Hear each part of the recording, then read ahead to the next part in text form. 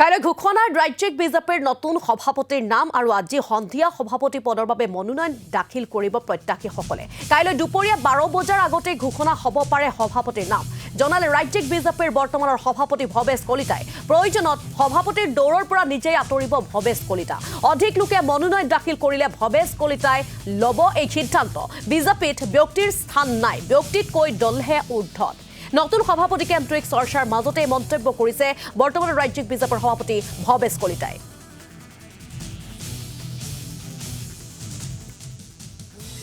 আজি আমাৰ জ্যেষ্ঠ নেতৃবৃন্দৰ আলোচনা হ'ব। সন্ধিয়াৰ ভাগত নমিনেশ্যন হ'ব, যিটো পাৰ্টিটো আমাৰ এটা ডিচিপ্লিন মেইনটেইন কৰি চলা হয়। এখন আমাৰ সংবিধান আছে। আমাৰ প্ৰতি 3 বছৰে মূৰত আমাৰ দলৰ সাংগঠনিক নিৰ্বাচন হয়। অন্য দলৰ নিচিনা নহয় যে ওপৰৰ পৰা জাপি দিয়া।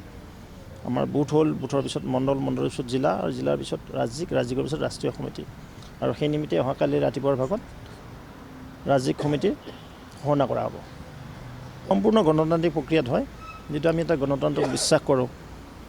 গণতান্ত্ৰিক প্ৰক্ৰিয়াৰ হৈ আমাৰ ইয়াত নমিনেশ্যন হ'ব, নমিনেশ্যন পিছত স্ক্ৰুটেনি হ'ব, তাৰপিছত অহাকালি ঘোষণা কৰা হ'ব।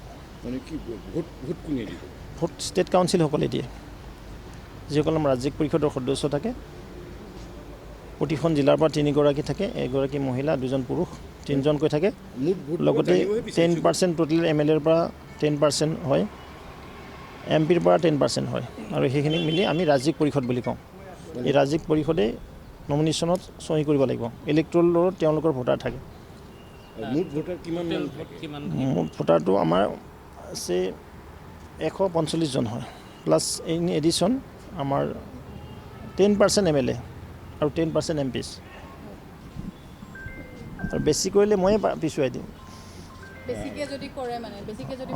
আমাক সভাপতিয়ে লাগে এজন দলটো চলোৱাৰ কাৰণে, নহয় জানো? আমি কাৰ্যকৰ্তা আছোঁ, দলটো ভালে থাকিব লাগে, ভালদৰে চলিব লাগে, 26ত চৰকাৰ হ'ব লাগে।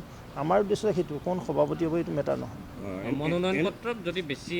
মুখ্যমন্ত্ৰী মহোদয়ৰ নেতৃত্বত আমি চৰকাৰ কৰিব লাগে, এখন বলিষ্ঠ চৰকাৰ, এখন জনমুখী চৰকাৰ, যিখন চৰকাৰে অসমৰ জনতাৰ অভাৱ অভিযোগখিনি আৰু লাঘৱ কৰিবলৈ সক্ষম হ'ব পাৰে। এইটো এটা গণতান্ত্ৰিক দল যে ময়ে সৰ্বোচ্চ নহয় নহয়। ইয়াত তেনেকুৱা, ইয়াত ব্যক্তিৰ স্থান নাই দেই। যদি কোনোবাই ব্যক্তিৰ স্থান ভাবিছে, তেওঁ ভুলভাৱে ব্যাখ্যা হৈছে বা ভালভাৱে মানে ধাৰণা কৰি লৈছে। ইয়াত দলহে, ব্যক্তিতকৈ দল ঊৰ্ধত, দলতকৈ দেশ ঊৰ্ধত। আমি ৰাষ্ট্ৰমাতাক সেৱা কৰাৰ কাৰণেহে এই দলটা আছোঁ।